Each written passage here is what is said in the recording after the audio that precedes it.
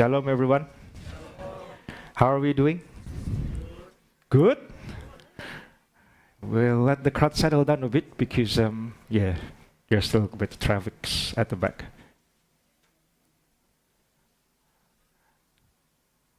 Okay. It's been a blessing. I think this is a bit too loud, no? Thank you.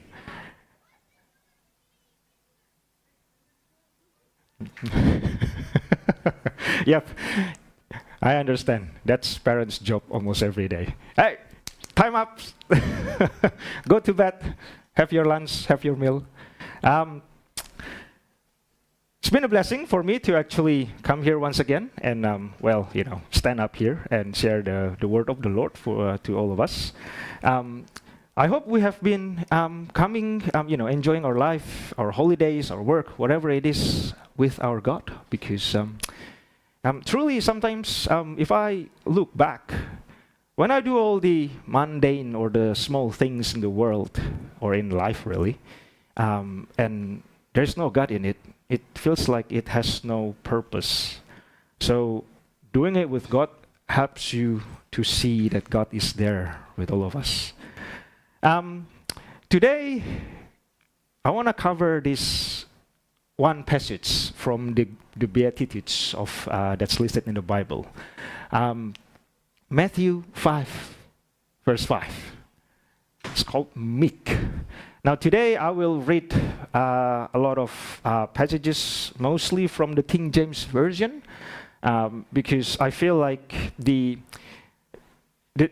word meek is only used in the King James Version. So if we read the NIV, the New King James Versions, or the New Centuries, all of this translation tries to put a different word for meek, and feels like within the context, they capture the word correctly, but it sort of deviates from the holistic meaning of what meek is. Maybe we should start with just open up the chapter. Oh, whoops, sorry, wrong one. So Matthew chapter 5, verse 5 has this one line. It has 8 Beatitudes, but the main one I want to talk about is, "Blessed are the meek, for they shall inherit the earth." Yeah, meek. This is after I prepared these topics, went through it, I'm a bit surprised that this is not something that companies put in their job description. Yeah, if we see job ads, it's like, oh, I want you to be a team player. I want you to be able to lead a team. I want you to work as instructed, which is the basic of everything, yeah? I want you to actually shape the team so you can, bring them into the new technologies, new whatever, new process, quick thinkings, But there is nothing mentioning meek. Very interesting. Now, if we actually go look at the Bible, meek is something that's a word that we read across from the Old Testament to the New Testament. Either the word is mentioned explicitly, or is the Bible will actually list down in examples of what meek is. Provided or granted that the world doesn't celebrate meek as a virtue, yeah, but God sees meekness as something that's He desired us to have. Otherwise, He wouldn't give this chapter, right? Blessed are the meek, for they shall inherit the earth. Now let's see what meek actually means. This is taken from dictionary or and Merriam-Webster's, and if we see the meaning of meek, it means docile, overly compliant, spiritless, yielding, and tame. Or according to Merriam-Webster, it's called mild, deficient in courage, is a bit downer, submissive, and weak. Now, no wonder we actually never see meek as a virtue in the world, because this is what the word means now. Now, if you want to find a parallel of words that actually change meaning from the old to the new, one thing that I taught my kid is, remember when we watched Cinderella in the movie, or the cartoon really, not the movie, but in the cartoons, the fairy godmother, when she, I don't know, magic the pumpkins and the mouse and everything and the dress of Cinderella to be, a chariot with horses and what else? I can't remember. And pretty dress. And then after she did all that to Cinderella, the fairy godmother tell her to go and be gay. What's the movie again? The fairy godmother tells Cinderella, now you go and be gay. You know why? Because gay means happy back then. Look it up in the dictionary. Gay means happy.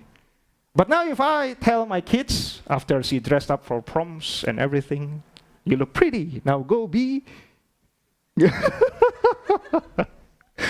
Sounds weird like that. Are you serious? But no, gay actually used to mean happy, joyful. And then throughout the ages, the word means what it means now. It's, the same sex and whatever. It's a bit weird. But then we can't use the same word, in the same manner anymore. And then it gives you different meanings. So we don't want to be gay now. I mean, if we can, we don't want to, but and so meek suffers from the same fate, this word, meek. It didn't used to mean this. And so when we read the Bible, the Bible says, the meek shall inherit the earth. It doesn't mean you need to be docile, doesn't mean you need to be overly compliant. It doesn't mean you should be deficient in courage to inherit the earth. Or weak.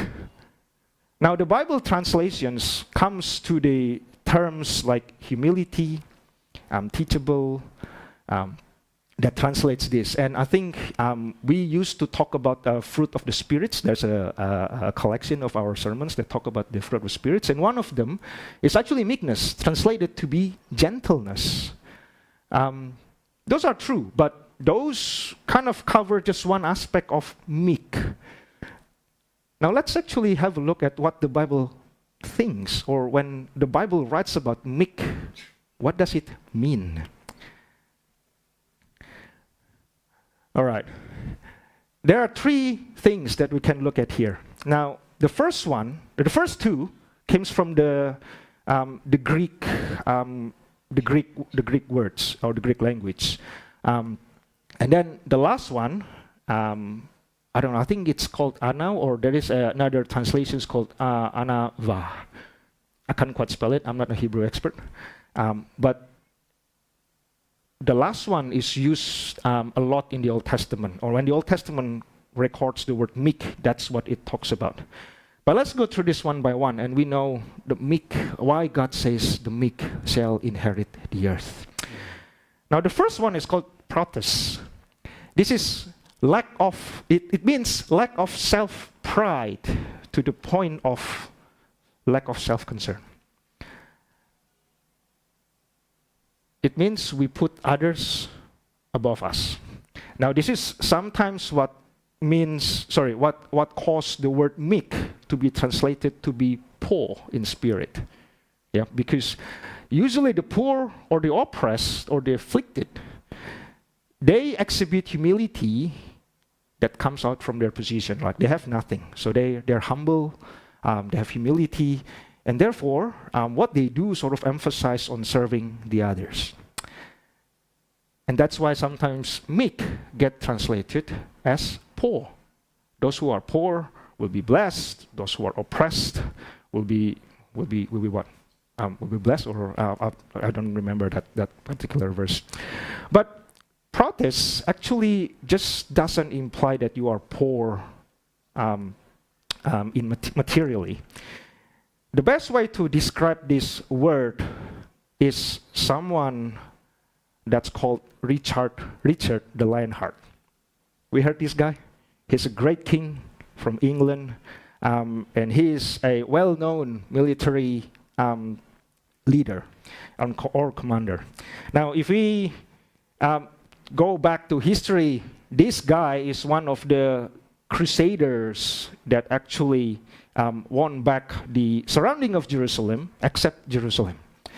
He was a king, I think around 1189 to 1199. John is the expert because he's from there. I think that's right. Well, my history is probably a bit bad. But one thing that I want to talk about him is that despite his success, despite his failures and his demise, there's one thing that in the Crusaders' record that says about Richard the Lionheart. Richard is a king and commander in battlefield that will not take any strategy or battle plan that will involve sacrificing his own soldiers. So if his strategist comes to him and say, hey, let's do A in our war battle, but we have to flank and some part of the soldiers needs to die to achieve victory, Richard Lionheart will actually say, no. If one of my soldiers have to die, I won't do it. King Richard. But ironically, this is also the same king that will charge to the battlefield single-handedly, with no self-care about himself. He's quite crazy. But guess what?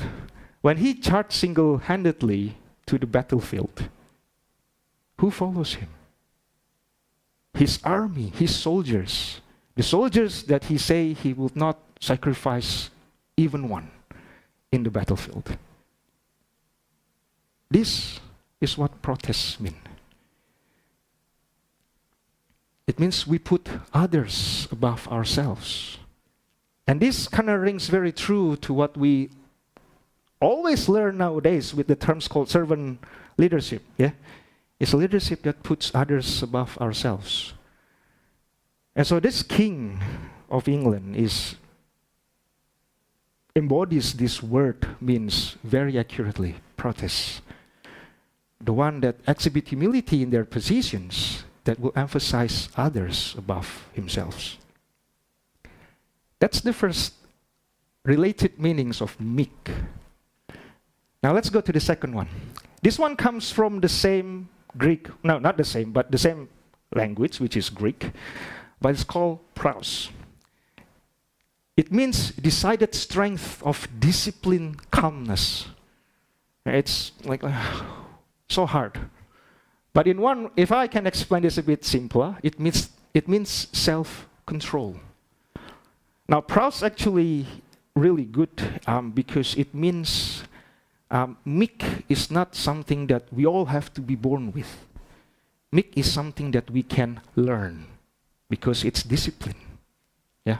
If we discipline ourselves, we can do it. We don't have to be born a great leader, just like I think that's true for leadership as well. Well-known leadership lecturers or teachers nowadays actually comes to conclusion that leadership is a skill. Skill means you can learn it. Yes, some people are born with it, but you still have to learn it. You can learn it. We all can be leaders, not just one, few of us. Now let's go to this pros, what it means. This pros, this word, comes from an ancient military training terminology in Greek. It means finding wild horses and bringing them in, taming them, and eventually train them for battle. This is in Greek. You know how the army use their horse as a mount? The horse, before they can breed the horse themselves, they have to tame the wild ones. That's what pros is. Now, taming a horse, when I read this, like, oh, taming a horse, I don't know how it does. Like, all the dogs, all the pets we got are dogs and cats, and I got goldfishes, so. You don't need to train goldfish, right? They either live or they die. No attachment. You can't train a cat. The cat will get close to you for, 3 months after their birth. And then after that, they runs the house. What you can train is dog, but training a dog is not hard because, my wife loves to train her dog, or, our belated dog. Sit, roll over. What? Do we teach him how to play that? I don't think so. No, we don't. He's dead now, but it's very, I thought, maybe it's very similar to how we tame a dog. And then I start to look at how do people actually tame wild horse. And I look at it, it's like, oh man, this video is very long. It's over 70 minutes. Nah. So I tried to find the cut-down version of it that lasts for 12 minutes, and apparently it says, oh yeah, training a wild horse takes days, and then eventually once you got it, then what we presented in this video now is actually about cut short versions of it. Now to make it a bit interesting and to make it a bit more relevant to us, because they got some cowboy terms, and not cowboy, cowboy as in the cowboy in the ranch where they work with horse and animals and cows. But when I saw what a cowboy or the rider had to do to tame the wild horse, it is apparently very similar to the movie How to Train Your Dragon. Have you watched this movie? Probably it's a lot easier if I connect to that movie. So in that movie, you can see that, of course, instead of dragon, they put horse, and then the kids will watch that one. But they're very similar. One is no humans can actually go and tame wild animals or wild beasts on pure strength alone. Yeah. If we ask who's the biggest here, maybe France. But if you ask me to wrestle with a horse to tame it, I'll die first. Let's just get a dog. Yeah, don't get a horse. But to tame a wild beast, you have to actually approach the beast slowly, frequently, bring him food, make him comfortable with the harness, or maybe introduce the beast to the harness first. And then eventually, if the beast recognizes you as someone friendly, the beast will come out of their own volitions to approach and submit themselves to the master, or to the rider in this case. Yeah. So that scene when I forgot who's his name in that movie. How to Train, the little boy, yeah? How to Train Your Dragon. When he actually approached, Hiccup, yeah, that's the one. When he approached the dragon slowly and hold his hand out, he's still scared because the beast could in any times bite it off. But the beast has to come to him to actually say, yes, I submit to you, because I've recognized you as my master. Then, after that point, training can begin. That's like the stage 0 of training. We have trust between master and the beast, and then we can actually go from here as a unit. That is what praus means from the beast perspective. It has to have a self-discipline to be taken from the state of wild rebellions, yeah, and be made to loyal to one master. That's what praus means. And that's what the military did back then in Greek. Praus, taken from the wild rebellion and made loyal to one's master. That's what meek means. It doesn't mean we are weak. Who can say a beast or a horse is ever weak? No. And one of the things I remember from watching that long video after I skip along is that the cowboy or the rider always says, you never face the butt of the horse because it's very dangerous. Yeah. It slings its two back hoofs, and then you're gone. Yeah, because that's how horse kicks, right? So you always want to face the horse to his face, not to his butt. So that means something that's tame or prowess doesn't mean his lack of power. A lion is tamed. A horse tamed. But we can't quite say that sheep tame, because sheep doesn't pose any danger to us. Yeah? Well, maybe I'm just making the comparisons. I don't know if sheep is really dangerous. Who knows? Like, I used to think kangaroo is docile. But apparently, have you seen a jacked up kangaroo? Like, the one that has that muscles, and apparently it says if it kicks you, it collapses your lungs, and then you'll die as well. So, no beast out there is actually truly, truly weak. There's strength in them. But if they are tame, doesn't mean they lose all their strength. It means they submit themselves to their master. That's what prowess means. And that's what the other aspect of being a meek. Meek means we are tamed. Yeah, not weak, not lack of spiritless or lack of strength.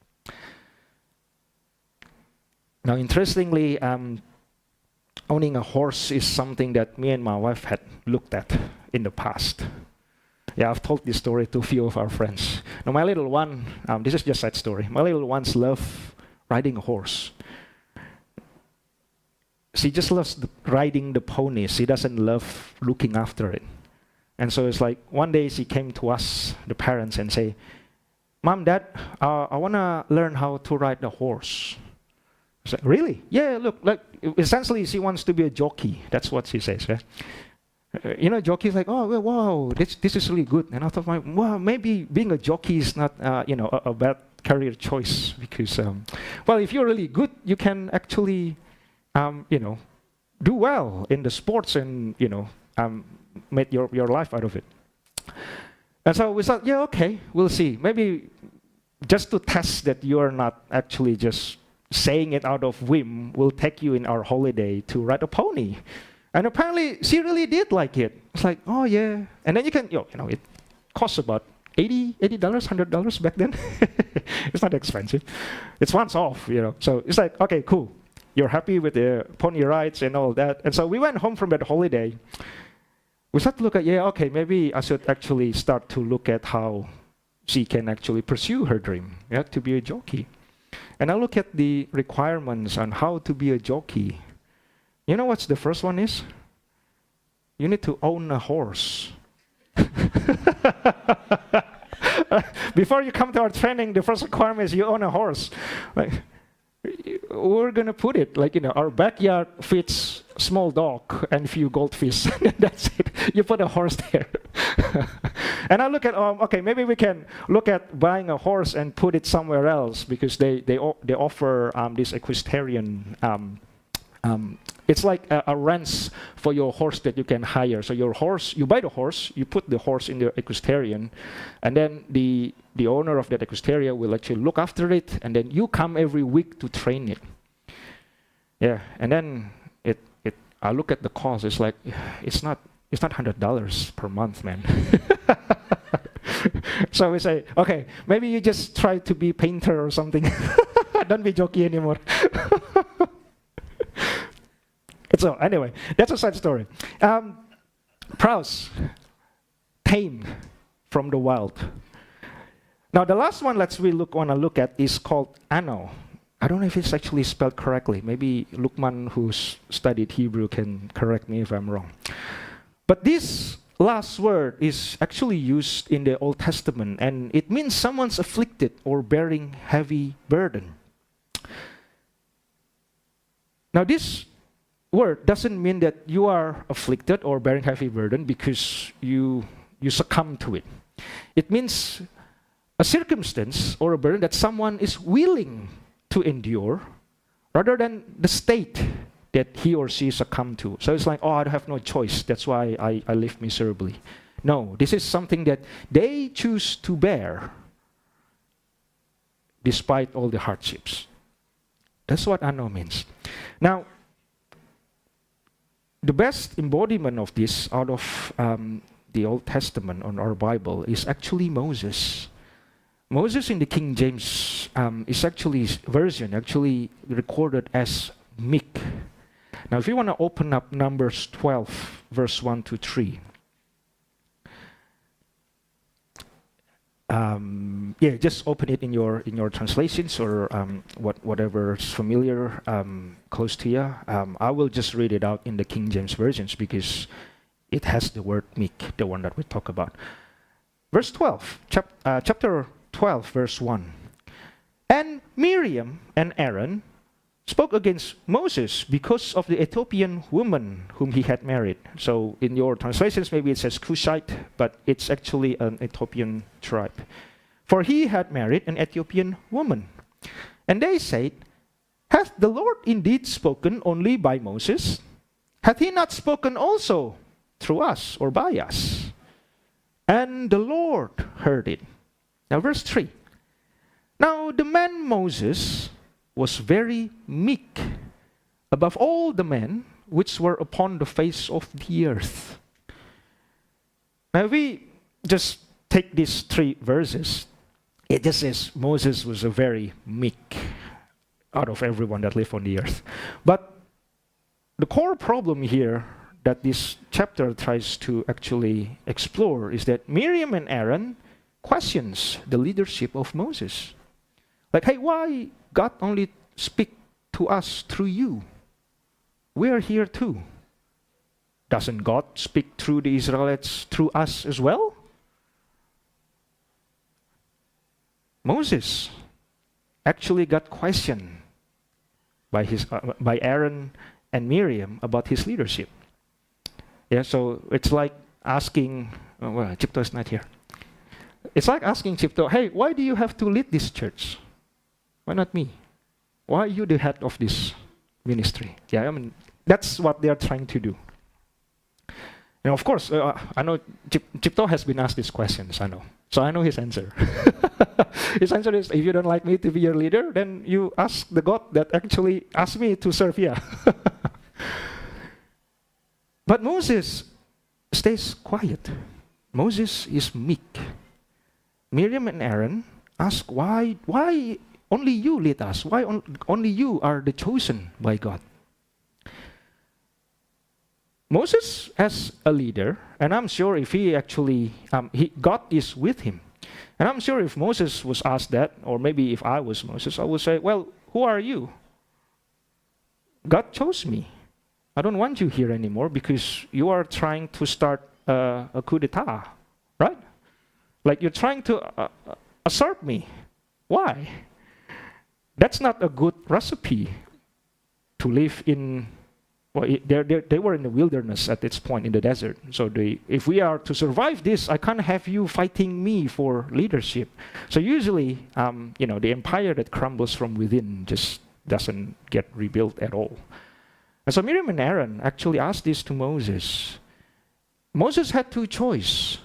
Says, stay quiet, like what he did, or get upset and expel these 2. But Moses chose to be quiet. Moses chose to stay meek.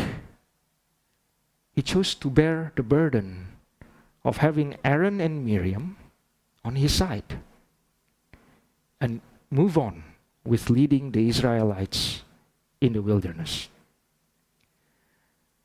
That's what this last word actually means in Old Testament, what meek also encapsulates. Now, once we actually learn all these aspects of meek, well, we realize that humble, humility, gentle, they sort of doesn't quite cover what meek actually means. Which brings me to my next point. Jesus. For us Christians, the question is simple. Who do we submit to? And who do we really obey? Whose burden are we willing to shoulder? What kind of situations we are willing to submit ourselves to? The answer is Jesus. And quite conveniently, explaining Meek is a bit hard, I have to say. I have to get examples and to make the points quite clear. But Jesus actually understands this, and he actually, God sent his son to actually show us what being meek actually entails. Now, if we look at the life of Jesus, Jesus died on the cross. And this is probably something that since the very beginning, since we were young, we always ask, does Jesus, the Son of God, has to die on the cross to deliver us from our sin or to give us our salvation? But the answer is yes.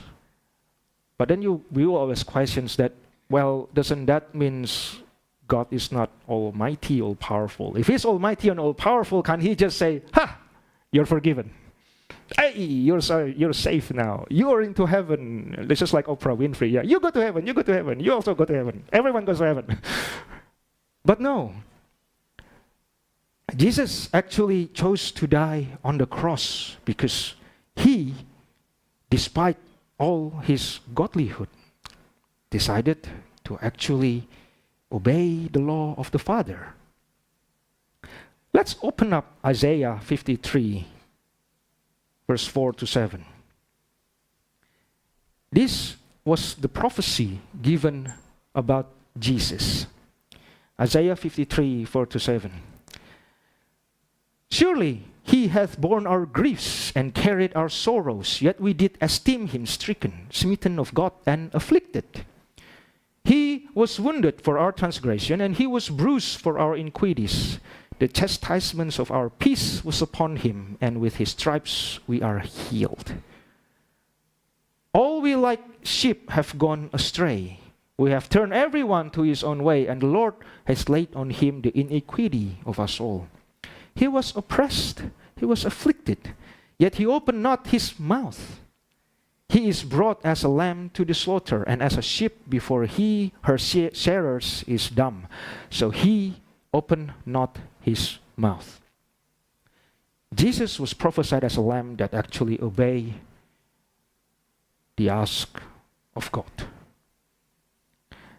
And indeed, when he lived, Jesus also asks in Matthew 26, verse 39. This is what it means when he was afflicted and he chose to not open his mouth. He chose to submit himself. It says here, and he went a little further and fell on his face and prayed, saying, "O my Father, if it be possible, let this cup pass from me. This is what I want. But nevertheless, not as I will, but as thou wilt." This is what it means to be meek. We choose to submit to God. We choose to be tame for God. And we choose to bear the burden that God puts on us. And don't forget, this is the same Jesus that actually is also almighty. Now, if we actually open up Matthew 26, Matthew chapter 26,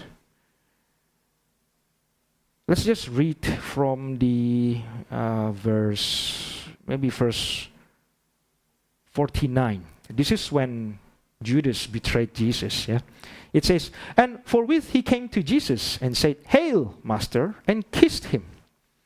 And Jesus said unto him, Friend, wherefore art thou come? Then come they and laid hands on Jesus and took him." So the soldiers took Jesus away. "And behold, one of them which were with Jesus stretched out his hand and drew his sword and struck a servant of the high priest and smote off his ear." So this is a story about Peter cutting off the ear of the soldiers.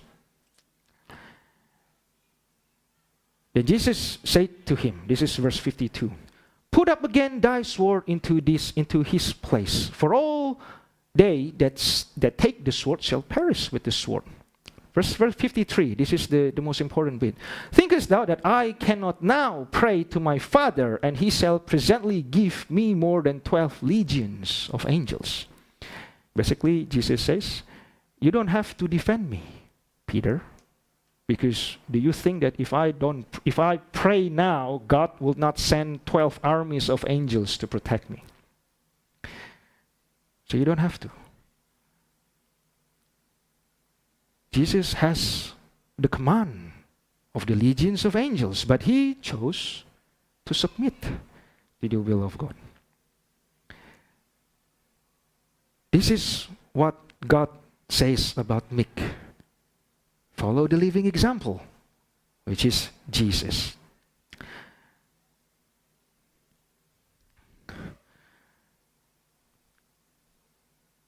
Now, once we know things about Meek, this verse actually makes a lot of sense. If you open up Matthew chapter 11, verse 29, it says there, take my yoke upon you and learn of me, for I am meek and lowly in heart, and ye shall find rest unto your souls.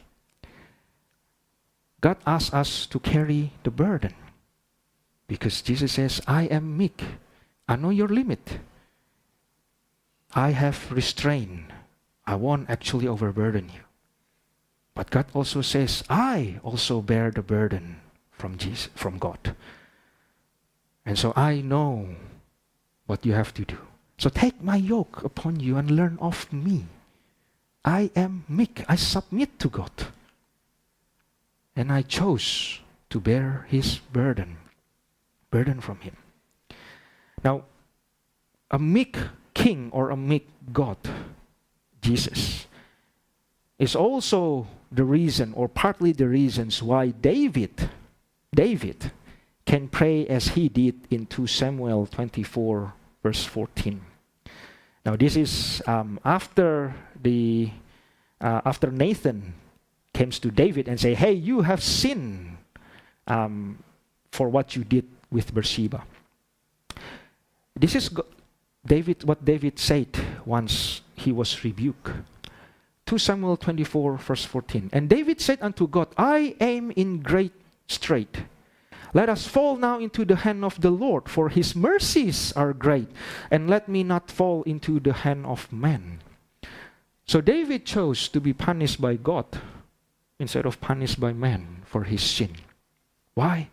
Because God, who knows meek, knows restraint, knows self-control, and that's why he has mercies. David can say his mercies are great. Meek. An example from Jesus. Now, once we learn all this from what Jesus did, we kind of a bit, go back. Is it strong? Is it tame? Is it submission? Then, does that mean that meek actually means we obediently obey all the rules?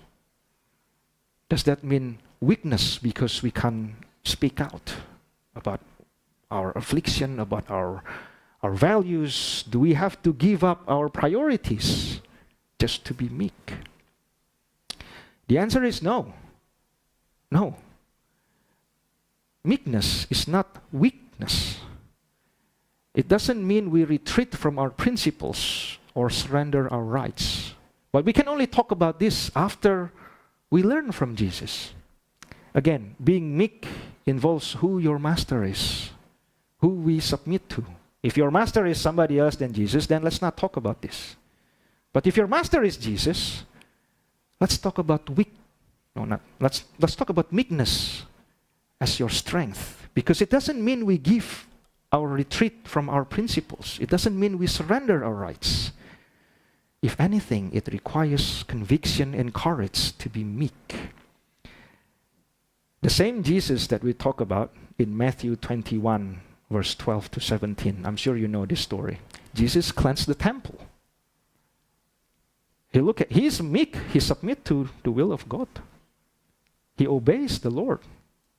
Like even when people are, okay, we're going to take you to the cross. Jesus says, it's okay, I'll follow. But this is the same Jesus that when he went to the temple and look at how it was desecrated by the priests, he went raging. He went and flipped all the tables. I love this because, flipping tables is one of the emoticons I always give to my friends when I feel like, you haven't done your job well. But that's what Jesus did, literally. Jesus cleansed the temple. And it's like, you all don't deserve to be here. This is the house of my God. It doesn't mean Jesus said, oh yeah, it's okay, I'm meek. You can do whatever. No. If it's against your principle, if it's against the principle that God puts in your heart or in your lives, rebel against it. Meekness doesn't entail us surrendering our rights. It doesn't mean we are weak. And so, let's take a look at this example from Samuel. Like I said, meekness is everywhere in the Bible. This is one of the examples, apart from Jesus' life, that actually explains what meek is. Let's open up 1 Samuel 16, verse 1 to 5. 1 Samuel 16, verse 1 to 5. I'll just read it out. And the Lord said unto Samuel, how long wilt thou mourn for Saul, seeing I have rejected him from reigning over Israel?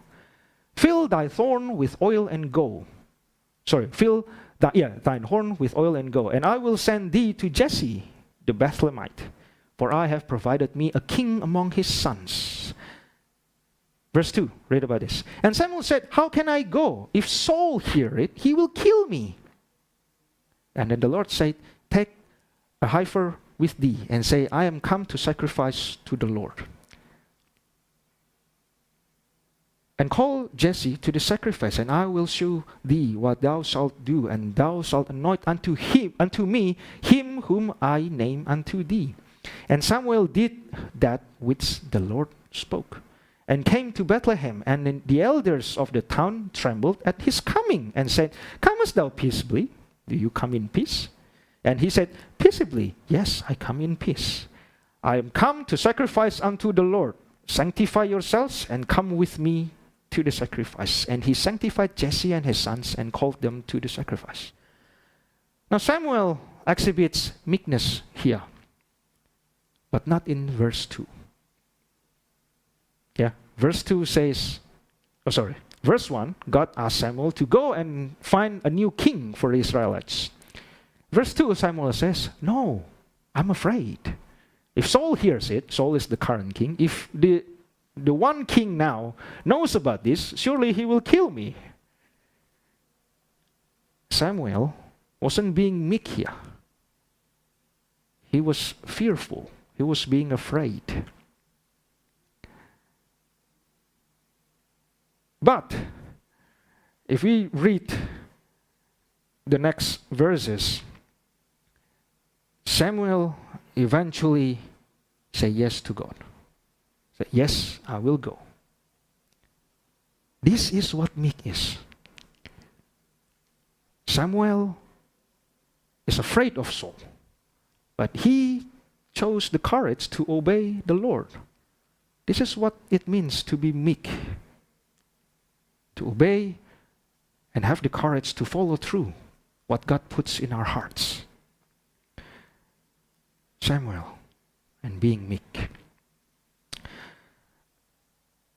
Now after this, following Jesus, I think I'll sum up a bit about what meek actually entails in our practical life.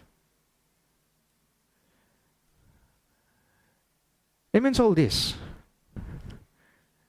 It means we have self-control. We have restraint. Remember the part about being tame, the wild horse. We need to have self-control. Second one is teachable.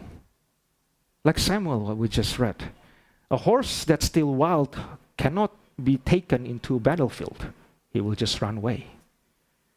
But once we actually submit and humble enough, and that's why sometimes meek is translated as humility, it's teachable.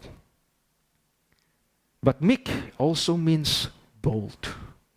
Just like what Jesus did.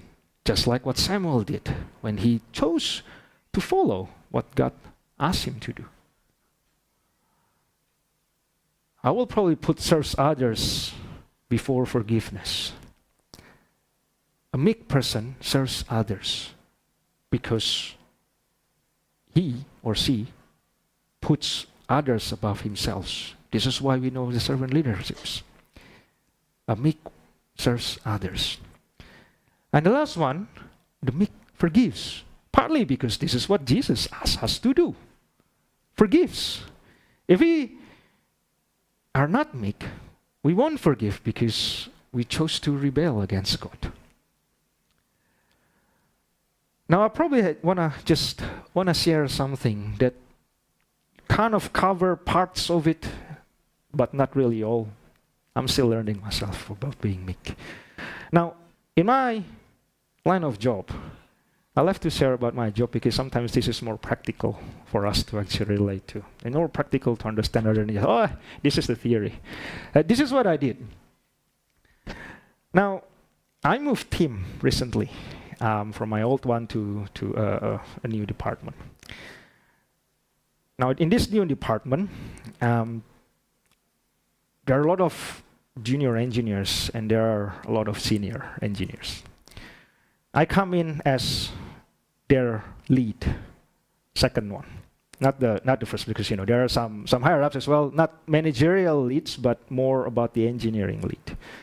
So I come to them and I pay attention to how they do things because they, their managers struggles and complains a lot because why is our pace so slow? And why is everything that we think is right turns out to be wrong at the end? Because, I don't know. The engineer never told me anything. So I look at how things hangs together, like the chain of communications.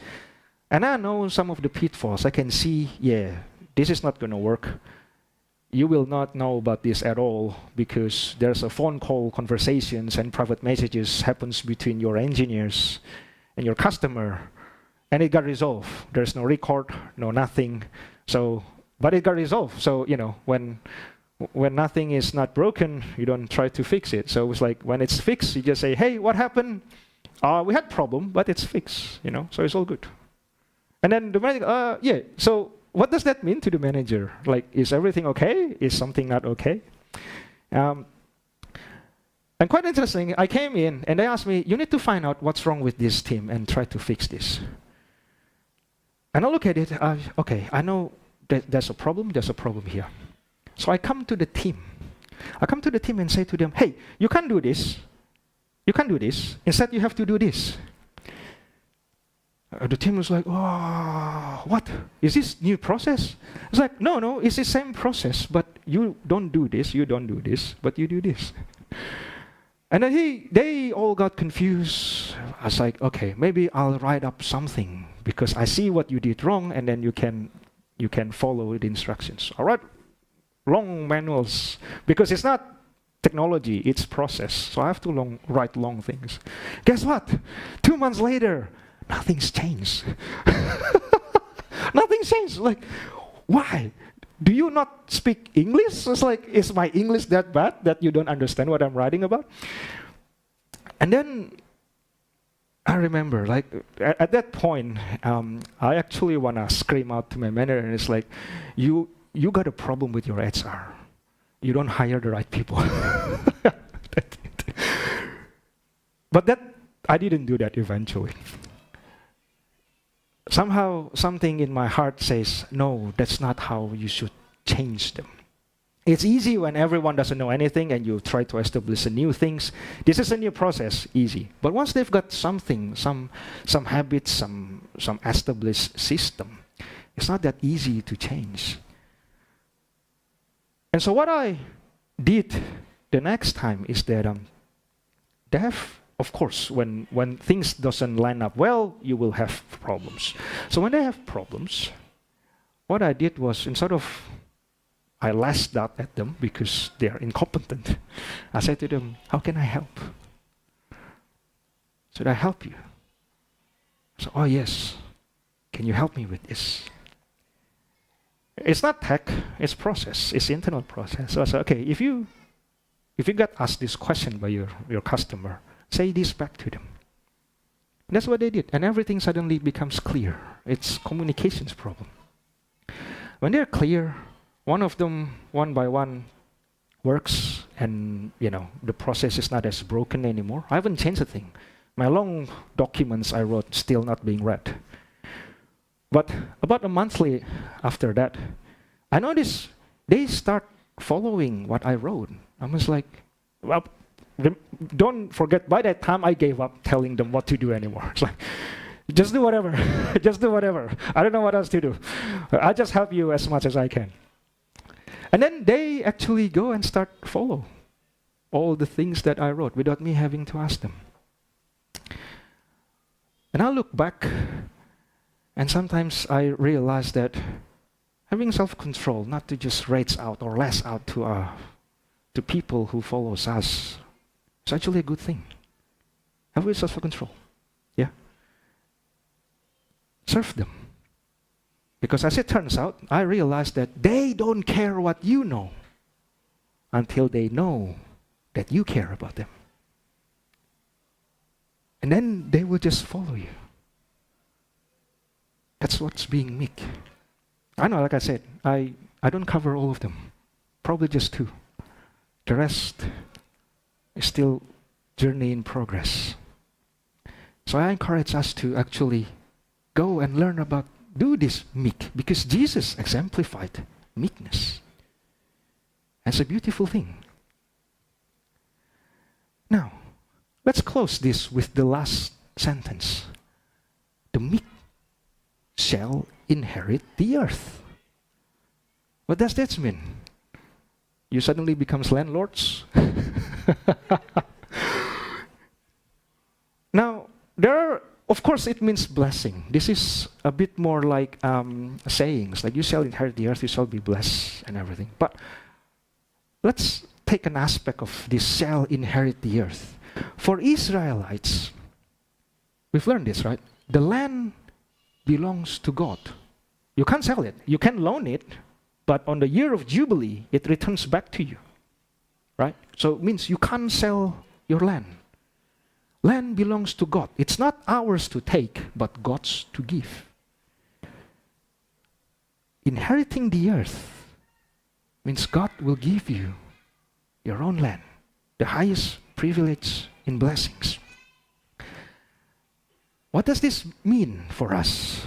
I remember last week, our pastor talks about being a winner, how God is by us. Now, if we go back to this story of Moses in Numbers 12, back about the story about Aaron and Miriam, who questioned Moses about his leadership, like, why only you lead to us, not us? If we go back to that story, Moses didn't do anything because it's simply written, Moses was very meek.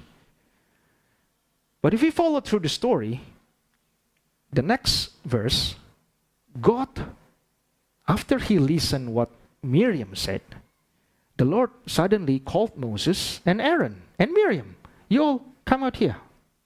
Yeah?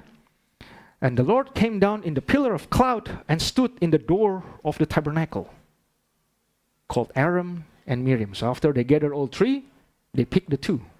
You come out. And he said, hear my words. If there be a prophet among you, I, the Lord, will make myself known unto him in a vision, and will speak unto him in a dream. My servant Moses is not so, who is faithful in all mine house. With him will I speak mouth to mouth, even apparently, and not in dark speeches, and the similitude of the Lord shall he behold. Wherefore then were ye not afraid to speak against my servant Moses? This is a bit old English, but basically God says, I'm angry at you who questions why Moses is my chosen one. And Lord was angry at Miriam because he is the instigator. Guess what happens? Miriam got leprosy at that day. And God says, wait for 7 days until he is or she is healed before she can be accepted back to the camp. Well, meaning Miriam is actually exiled. Moses didn't do anything. Moses simply being meek.